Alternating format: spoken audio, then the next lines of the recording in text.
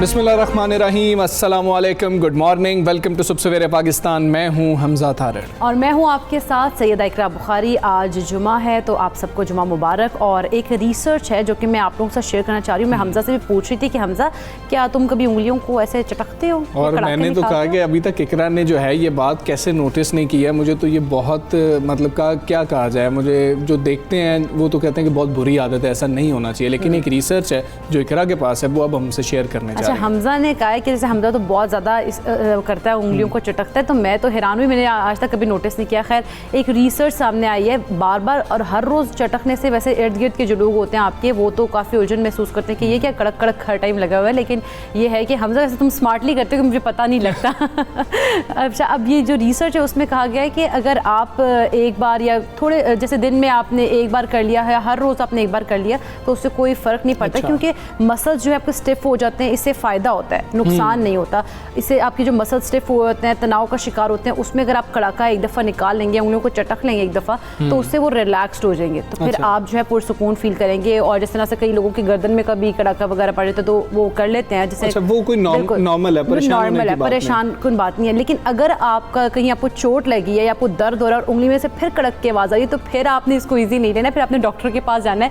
खुदा ना खास्ता वो टूटी भी हो सकती है आपकी उंगली, अगर चोट लगी है, अगर सूजन उसमें है या दर्द ज़्यादा है, तो फिर आपने रिलैक्स नहीं, फिर आपने डॉक्टर के पास जाना है। लेकिन रिसर्च के मुताबिक आप अपनी उंगलियों को चटक सकते हैं, लेकिन हर रोज़ भी नहीं। ये आदत भी नहीं, आपने हर रोज़ नहीं करना, एक दो आध दफ़ा कर दे तो वो बेहतर है, उससे आप रिलैक्स फील करेंगे। अच्छा, ठीक है, ये रिसर्च है। वैसे आमतौर पर जो कहा जाता है, अगर आप किसी के सामने इस तरह से चटक रहे हों, जो मतलब मुख्तलिफ अल्फाज इस्तेमाल किए जा रहे हैं, कोई कहता है कि जी के उंगलियों के पटाखे ना निकाला करें, कोई कहता है इसको चटका मत करें, कोई कहता है जी कड़ाके मत निकाला करें। मुख्तलिफ इलाकों में मुख्तलिफ इसके लिए जो है ना वर्ड्स मौजूद हैं। लेकिन जो आम तासुर है वो यही है, और सब लोग यही कहते हैं जी कि इससे हड्डियाँ कमज़ोर हो जाती हैं। उंगलियों की जो हड्डियाँ होती हैं, आपकी उंगली का जो है वो मोटा होना शुरू हो जाती हैं, आपकी शेप ठीक नहीं रह रही होती है, इस तरह की चीज़ें हैं। और जो रिसर्च अब इकरा हमारे साथ शेयर कर रही है वो भी यही है कि ज़्यादा नहीं करना चाहिए इसको। तो आप में अगर ये आदत है तो इसको कोशिश कीजिए किसी तरह से कंट्रोल करें। और अब हम इस तरह से कोई रिसर्च जो है ढूंढने की कोशिश भी कर रहे थे और आगे भी करते रहेंगे कि किस तरह से इस आदत से छुटकारा हासिल किया जाए। इस पर भी बात होना बहुत ज़्यादा ज़रूरी है, क्योंकि बहुत ज़्यादा लोगों को ये आदत होती है। तो इस पर भी हम बात करेंगे कि किस तरह इस आदत से छुटकारा हासिल किया जा सकता है, क्योंकि कोई हल भी तो होना चाहिए किसी मसले का। तो उस हल की तलाश में हम लोग भी लगे हुए हैं और आप लोग भी यकीनन कुछ ना कुछ कोशिश करते होंगे, तो हम इंशाल्लाह आपके साथ वो भी शेयर करेंगे। अभी कोरोना वायरस की बात करेंगे। वज़ीर आज़म साहब ने भी गुज़श्ता रोज़ इस पर गुफ्तगू की है, बातचीत की है, और बहुत अहम है इस पर बात करना।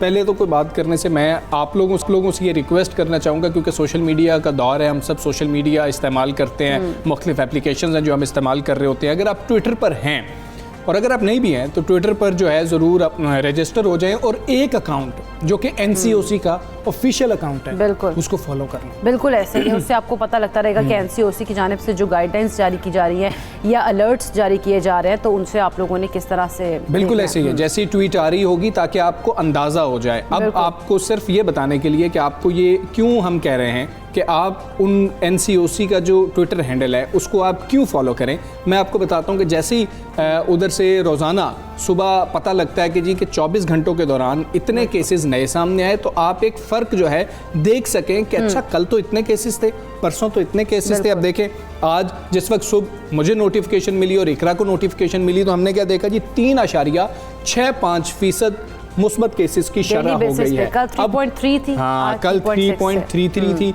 ये भी हमने आपसे शेयर की थी। अब आप ज़्यादा नीचे भी नहीं जाना पड़ेगा, क्योंकि उसमें और तो पोस्ट नहीं आ रही होती हैं और ट्वीट्स नहीं आ रही होती। अब उससे पीछे हम चले जाएं, परसों की बात करें तो 3.27% मुस्बत केसेस की शरह थी। और हम इन 3 दिनों के बाद अगर पिछले चौथे रोज़ की बात कर रहे हों तो 2% मुस्बत यानी कि केसेस की हम शरह लोग थी। चार एक दिनों में ही हम लोग कितना ज़्यादा हम लोगों के केसेस जो इंक्रीज़ हुए हैं, और ये बड़ी अलार्मिंग सिचुएशन है, ख़ास तौर पर ईद उल अज़हा जब करीब है। तो ऐसे में आप लोग पहले से, मेरा ख्याल है ये शॉपिंग्स वगैरह जो सिलसिला चल रहा है या ख़रीदो फरोख्त का कुर्बानी के जानवरों की, उनमें जो है ना ये कुर्बानी के लिए जानवर देखने के लिए जा रहे हैं, उस वजह से जो है ना एहतियाती तदाबीर को नहीं अपनाया जा रहा। हाँ बिल्कुल ऐसे ही है। और बच्चों को लेके जा रहे हैं, ये जुल्म मत कीजिए कि बच्चों को मत लेके जाइए, खुदारा फिर से हम आपसे ये रिक्वेस्ट करें। खैर, जो चौथी लहर का खदशा है, वज़ीर आज़म साहब ने भी उस पर बात की है, पहले वो सुना देते हैं आपको। हमारे केसेस नीचे आते अब फिर ऊपर जाना शुरू हो गए, और ऊपर इसलिए जा रहे हैं कि ख़ास तौर पे हमें ख़तरा है कि ये जो हिंदुस्तान का जो इंडियन वेरिएंट है, अब ये पाकिस्तान में भी आनी शुरू हो गई है। जो मास्क है, ये सबसे आसान चीज़ है कि अगर आप इसकी एहतियात कर लें, ये जो अब खौफ हमें आ रहा है कि चौथा वेव आने वाला है, तो हम इससे अपने मुल्क को बचा सकेंगे। ईद आ रही है, ईद के अंदर ये मास्क पहने। कुर्बानी का हमने जो फैसला किया है, जिस तरह पिछले साल कुर्बानी थी, उस बार फिर वही कि हमने बड़ी सोच समझ के कुर्बानी शहर से बाहर करनी है ताकि उससे भी ना फैले। और ईद में भी, ईद पे भी पूरी कोशिश है कि आप यही मास्क कम से कम पहने रखें और एहतियात करें। अगर हमने ये सही माने में कर लिया तो हम अपने मुल्क को बचा लेंगे। ये जो चौथा वेव अगर चल पड़ा और तेज़ी से ऊपर केसेस चले गए, तो फिर हमें लॉकडाउन्स करने पड़ेंगे, रेस्टोरेंट्स बंद करने पड़ेंगे, शादी हॉल बंद करने पड़ेंगे, लोगों के रोज़गार मुतासर होंगे।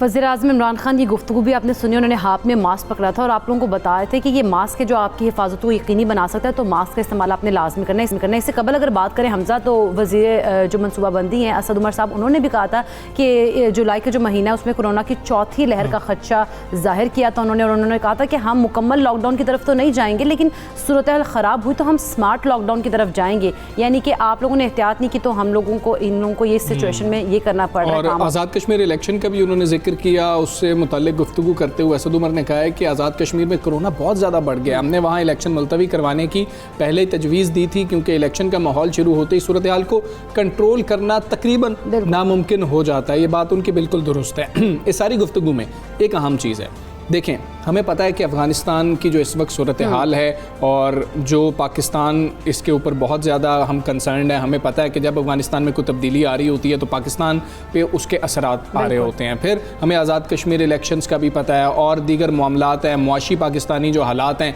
हमें उनका भी पता है। इतने अहम टॉपिक्स हैं जिस पर वज़ीर आज़म साहब बहुत ज़्यादा कंसर्न है और यकीनन उसके अंदर बहुत ज़्यादा बिजी रहते होंगे। और अगर ऐसी सूरत हाल के अंदर वज़ीर आज़म साहब वक्त निकाल रहे हैं, इतना ज़्यादा इंटरेस्ट ले रहे हैं कोरोना के ऊपर और फिर खुद आप लोगों को बता रहे हैं कि हालात बहुत ज़्यादा ख़राब हैं, तो सोचें कि हालात वाकई इतनी ज़्यादा ख़राब हैं कि इतनी टेंशन होने के बावजूद ये भी बहुत बड़ा मसला है जिस पर वज़ीर आज़म साहब बहुत ज़रूरी समझ रहे हैं और खुद आके आपको अवेयर कर रहे हैं कि आप लोगों ने अपनी हिफाजत को कैसे, खुद अंदाज़ा लगाएं कि ये कितना अहम मामला होता है। बिल्कुल ऐसे ही सारे अहम मामले पर हम बात कर रहे थे। Punjab corona adviser chief executive doctor Asad Aslam साहब हमारे साथ मौजूद हैं। अस्सलाम वालेकुम, गुड मॉर्निंग डॉक्टर साहब। आप क्या देखते हैं जिस तरह की सिचुएशन है, ईद उल अज़हा भी करीब है, आप क्या समझते हैं ईद उल अज़हा के ऊपर भी हमें गुज़िश्ता जिस तरह ईद उल फितर पर लॉकडाउन लगाना पड़ा था, सिचुएशन को मद्देनज़र रखते हुए इस बार भी हमें ऐसा ही करना पड़ेगा कुछ?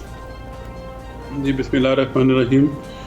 देखिए, मैं तो बिल्कुल प्राइम मिनिस्टर साहब की जो उन्होंने हदायत दी, मैं तो आपको उसको कैरी फॉरवर्ड करूंगा। बिल्कुल उन्होंने दुरुस्त फरमाया कि अगर हमने SOP पर अमल ना किया तो यकीन न मानिए कि फोर्थ वेव का सामना हमें करना पड़ेगा। थर्ड वेव क्यों आई? थर्ड वेव इसलिए आई कि रिलैक्सेशन मिल गई, सब कुछ खुलना शुरू हो गया, लोगों ने SOP को अमल करना छोड़ दिया और नतीजा ये हुआ कि थर्ड वेव आई और वो ऐसी आई कि क्रिटिकल केसेस ही आए। माइल्ड वाले केसेस तो नौबत नहीं आई कि हमें उनको आए हैं हमारे पास तो हम उनको दाखिल करने, उनको वैसे भी हम दाखिल नहीं करना था, लेकिन इतने क्रिटिकल जो भी आया वो क्रिटिकल स्टेज में आया और ये निकला कि 96% तक ICU पूरे के पूरे फुल हो गए, एक more than 75% high dependency unit full हो गए। ये सिर्फ बेहतियाती की वजह से हुआ, सिर्फ और सिर्फ बेहतियाती की वजह से हुआ। बिल्कुल ठीक है डॉक्टर साहब, बेहतियाती की वजह से ये सारी सूरत हाल होती जा रही है। हम देख रहे हैं, अभी हम शेयर भी कर रहे थे कि जो मुस्बत केसेस की शरह है वो किस तरह से बढ़ती चली जा रही है। लेकिन आप क्या देखते हैं, क्या अभी हमने पहली लहर के दौरान देखा था कि लोग बहुत जल्दी डॉक्टर से रुजू कर रहे थे, टेस्ट करवाने के लिए जल्दी चले जाते थे, लेकिन अभी हम देख रहे हैं कि लोग उतना सीरियस नहीं लेते हैं। तो यह अभी भी आप देख रहे हैं कि लोग जब कंडीशन ख़राब हो जाती है अस्पताल में उस वक्त आ रहे होते हैं? देखिए, इस वक्त मैं आपको लाहौर की सिचुएशन अगर बताऊं तो लाहौर में इस वक्त 179 पेशेंट दाखिल हैं और ये वो पेशेंट हैं जो या आईसीयूज़ में हैं या वेंटिलेटर बेड पर हैं या हाई डिपेंडेंसी यूनिट है। इनमें से कोई भी पेशेंट माइल्ड कंडीशन में नहीं आया। माइल्ड के केसेस हमारे पास हॉस्पिटल में आते ही नहीं है। वो घर में ही अपना इलाज टेलीफोन पर डॉक्टर से मशवरा करके खुद ही इलाज शुरू कर देते हैं और उस वक्त अस्पताल का रुख करते हैं जब उनकी दोनों लंग बुरी तरह मुतासर हो जाते हैं। सैचुरेशन 90 से नीचे 80-85 तक चली जाती है और उस वक्त हमारे पास सिवाय इसके और कोई चारा नहीं होता कि हम उनको सीधा आईसीयू में ले जाएं। तो लोगों से दरख्वास्त है कि जब भी वो इनिशियल सिम्टम हो, इनिशियल सिम्टम क्या है जी? बुखार, जिस्म का दुखना, गले में खराश, ये है जो या टेस्ट चला जाना, ये 4-5 इनिशियल सिम्टम है। अब तो बच्चे को हर शख्स को पता है कि इनिशियल साइन सिम्टम क्या है। उस स्टेज पर अगर वो डॉक्टर से मशवरा कर लें, एक दफ़ा अस्पताल का विजिट करके अद्वियात ले लें, हदायत ले लें, तो उनको क्रिटिकल स्टेज पर जाने की इंशाल्लाह ताला नौबत नहीं आएगी। अच्छा डॉक्टर साहब, जिस तरह से एनसीओसी की जानिब से भी अब गाइडलाइंस आई हैं सामने, ये उन्होंने हिदायत भी की हैं कि जो मवेशी बेचने वाले लोग हैं या जो स्टाफ है उसके लिए कोरोना वैक्सीन लगवाना लाजमी होगा। तो आप क्या समझते हैं, ये एग्जीक्यूशन जो इसकी मुश्किल नहीं होगी? अगर एग्जीक्यूट करवाना ही है तो या तो फिर इसे क्लोजली मॉनिटर कराने की ज़रूरत होगी? जी बिल्कुल, ये डिस्ट्रिक्ट अथॉरिटीज़ को मुकम्मल तौर पर हदायत इशू हो गई हैं कि जिनकी वैक्सीनेशन नहीं है, जो लोग जो इनको डील कर रहे हैं इन मवेशी मंडियों में, उनको आने की वो बड़ी स्ट्रिक्ट मॉनिटरिंग हो रही है। और लास्ट ईयर भी देखें ईद उल अज़हा पर स्ट्रिक्ट मॉनिटरिंग हुई थी तो उसके अच्छे हमें नताइज हमने देखना पड़े थे। बेशक उसके बाद थोड़ा सा राइज हुआ था कोविड के केसेस में, लेकिन बड़ी स्ट्रिक्ट मॉनिटरिंग इस वक्त एडमिनिस्ट्रेशन बड़ी विजिलेंट है, इजाज़त नहीं दे रही जिनकी वैक्सीनेशन नहीं है कि वो आके मवेशी मंडियों में अपने जानवर लेके आएँ। जी ठीक है, बड़ी अच्छी बात है। डॉक्टर साहब, ज़रा लोगों को हमने एजुकेट भी करना है, उनके इत्मीनान के लिए, उनकी तसल्ली के लिए ज़रा ये भी बताइएगा, आपने बताया 179 केसेस हैं, 179 लोग हैं जो इस वक्त लाहौर के अस्पतालों के अंदर दाखिल हैं। इनमें वैक्सीन जिन्होंने लगवाई थी, जो अब क्रिटिकल केसेस हैं, वो कितने लोग हैं? और जिन्होंने वैक्सीन लगवाई थी उन लोगों की सूरत हाल क्या होती है अगर उनको कोरोना वायरस फिर से लग भी जाए? तो ये ज़रा प्लीज़ बता दीजिएगा ताकि हम फ़र्क कर सकें कि जिन्होंने कोरोना वैक्सीन लगवाई थी वो कितने महफूज रहे हैं। देखिए, इनमें 90% से ज़्यादा हैं जो जिनको कोविड वैक्सीन नहीं लगी थी। कोविड वैक्सीन का सबसे बड़ा फ़ायदा ये है कि अगर खुदा न खास्ता आपको कोविड में मुब्तला हो भी जाएं, उसका शिकार हो भी जाएं, तो आप माइल्ड से मॉडरेट से ज़्यादा स्टेज पर नहीं जाते। ये सबसे बड़ा एडवांटेज है कोविड वैक्सीन। एक तो अपना मुल्क और आप सब लोग प्रोटेक्ट भी हो जाते हैं, लेकिन आप बीमारी की क्रिटिकल स्टेज तक नहीं पहुंचते। तो ये बुनियादी तौर पर जो वो लोग हैं जिनकी अभी तक वैक्सीनेशन नहीं हुई, और ये इनमें से ज़्यादातर तादाद जो 80% है वो हैं जो अबव 55 ईयर्स हैं। अच्छा डॉक्टर साहब, जिस तरह से हम लोगों ने भी कुछ रिसर्चेस थी जो कि शेयर की अपने व्यूअर्स के साथ भी, कि जो जानवर है वो अपने अंदर जो है ये जर्म स्टोर कर लेते हैं, जैसे बिल्ली है वो अपने अंदर ये जर्म जो है स्टोर कर लेती है, तो ट्रांसमिशन के जो केसेस होते हैं वो आगे बढ़ते हैं, उसके थ्रू जो है वो दूसरे लोगों को भी है ये कोविड जो है लग सकता है। तो अब लोगों को थोड़ी तशवीश है इस बात की कि जिस तरह से कुर्बानी के जानवर ख़रीदने, क्या उनके अंदर भी ये जर्म्स जो है वो स्टोर हो सकते हैं और वो उस तरह से दूसरे लोगों में फैल सकते हैं? इसीलिए तो इस दफ़ा यही कहा गया कि कुर्बानी इस दफ़ा शहर से बाहर ही हो, ताकि ये लोग कम्युनिटीज़ और आबादियों में आए ना ये आएंगे जानवर आबादियों में तो ना फैलने का खतरा होगा। बुनियादी वजह ही यही है जानवरों को और जो व्यापारी हैं उनको शहर के अंदर आने ना दिया जाए, ताकि ये अगर खुदा न खास्ता उनमें ये जरासीम मौजूद हैं तो वो शहर से बाहर तक ही महदूद रहें। ठीक है डॉक्टर साहब, बहुत शुक्रिया आपका। सबसे पहले पाकिस्तान से आ रहे थे, अहम मामला है, वज़ीर-ए-आज़म साहब भी इसके ऊपर बात कर रहे हैं। हम सब जानते हैं कि केसेस जो हैं वो बढ़ते चले जा रहे हैं और बार बार ये ख़दशा जो है ज़ाहिर किया जा रहा है कि चौथी लहर आ सकती है। खुदारा एहतियात कीजिए और ख़ुद को जल्द अज जल्द वैक्सीनेट करवाइए। खासतौर पर हमजा मगर अपने हमसाया ममालिक की बात करें तो वहाँ पर जिस तरह से वो डिफरेंट किस्म की जो उसकी अब आ रही हैं एग्जाम आ रही हैं, डेल्टा वेरिएंट है जिसके ट्रांसमिशन के हाई चांसेस हैं, तो इस किस्म की हमें चीज़ों में बचना चाहिए क्योंकि अब तो पाकिस्तान में भी उनके थोड़े कुछ जो है वो निकले ऐसे केसेस सामने आए हैं। हम जिसको देख रहे हैं कि भारतीय वेरिएंट का केस भी पाकिस्तान में और हम आपको बार बार बताते भी हैं कि वो इंतहाई खतरनाक है, इससे आप लोगों ने बचना है, अपने आप की हिफाजत खुद करें और वैक्सीनेट ज़रूर हो जल्द अज जल्द, जितना जल्दी मुमकिन हो सके। बिल्कुल ऐसे ही आगे बढ़ेंगे। अहम मामला कुल जमाती हुर्रियत कॉन्फ्रेंस की अपील पर पाकिस्तान समेत दुनिया भर में मुकीम कश्मीरी 6 से 13 जुलाई तक हफ्ता शोहदा इकरा मना रहे हैं। बिल्कुल ऐसे ही पहले रोज़ जो है वो दुआया तकारीबा का एहतमाम किया गया था। हफ्ता शोहदा के दूसरे रोज़ भारतीय गैर कानूनी ज़ेर कब्ज़ा जम्मू कश्मीर समेत दुनिया भर में एहतजाजी रैलियाँ और जुलूस भी निकाले गए। जबकि गुज़श्ता रोज़ की अगर बात की जाए तो शहीद बुरहान वानी और साथियों के यौम शहादत को यौम मज़ाहमत के तौर पर मनाया गया। हाँ जी, और बुरहान वानी के आबाई कस्बे की बात करें, तराल की तरफ मार्च भी किया गया था। और इसी तरह हफ्ता शोहदा के आखिरी दिन 13 जुलाई को 1931 के शोहदा की याद में तारीखी यौम शोहदा भी मनाया जाएगा। और मज़ार शोहदा नक्शबंदी साहब श्रीनगर की तरफ मार्च भी किया जाएगा। और कुल जमाती हुर्रियत कॉन्फ्रेंस ने इन दिनों में मुकम्मल हड़ताल और अवामी मार्च की भी कॉल दी हुई है। बिल्कुल ऐसे ही है। हाँ, इसी हवाले से हम जो है बात भी करेंगे। अभी आपको बता रहे हैं कि ये बड़ा अहम है और ये तमाम कश्मीरी जो दुनिया में कहीं पर भी बसते हैं, पाकिस्तानियों के लिए भी बहुत अहम है। कल हम बुरहान वानी शहीद की बात भी कर रहे थे, जिक्र भी कर रहे थे। 5वीं बरसी थी तो उसके हम लोगों ने ये देखा था कि बुरहान वानी जो है उनकी शहादत के बाद से हमजा जो मकबूजा कश्मीर में एक लहर उठी है, दोबारा से एक तहरीक ने जन्म लिया है, वो हमने पहले नहीं देखी उससे पहले। इसी हवाले से हम बात करेंगे। हुर्रियत रहनुमा याली की अहलिया मिशाल मलिक साहब हमारे साथ मौजूद है। मिशाल साहब अस्सलाम वालेकुम, गुड मॉर्निंग, बहुत शुक्रिया सुबह सवेरे पाकिस्तान के लिए आपने वक्त निकाला। कश्मीर शोहदा वीक मनाने का मकसद क्या, हम इसका आज जिक्र कर रहे हैं और इस मुनासबत से आप क्या पैगाम देना चाहेंगी? देखिए, ये कश्मीर का कोई साल में कोई एक दिन भी आप उठा लें तो हर दिन शहीदों का दिन है, हर दिन कुर्बानियों का दिन है, एक कौम की कुर्बानी है, एक फर्द की कुर्बानी नहीं। तो ये खास तौर पे जो ये हफ्ता है, चाहे उसमें बुरहान वानी की शहादत की बात हो, चाहे उसके अंदर का जो वाक़या है जो 13 जुलाई का, तो उसकी भी बात कर लें। मौजूम से लेके जो नमाजी थे सबको टारगेट किया गया डोगरा की फोर्सेस ने, वन आफ्टर द अदर। तो हमारे तो एक खून से भरी हुई है और लिखी हुई एक जदोजहद है और एक तारीख है कश्मीर की। तो डेफिनेटली हम अपने हीरोज को भूल नहीं सकते। हमें एक एक शहीद का नाम पता है और एक एक शहीद की जो कुर्बानियां उसके खानदान की, हम उनको कैसे भूल सकते हैं, क्योंकि यही हमारी सबसे बड़ी ताकत है अल्लाह ताला की। अच्छा मिशाल साहब, जिस तरह से हम बुरहान वानी की बात करते हैं, उन्होंने जिस तरह से शहादत का रुतबा पाया और जिस तरह से एक लहर उठी थी, तो बुरहान वानी शहीद की जो कश्मीर की जदोजहद आज़ादी के लिए आप देखते हैं कि कितनी बड़ी अलामत बन चुके हैं अब।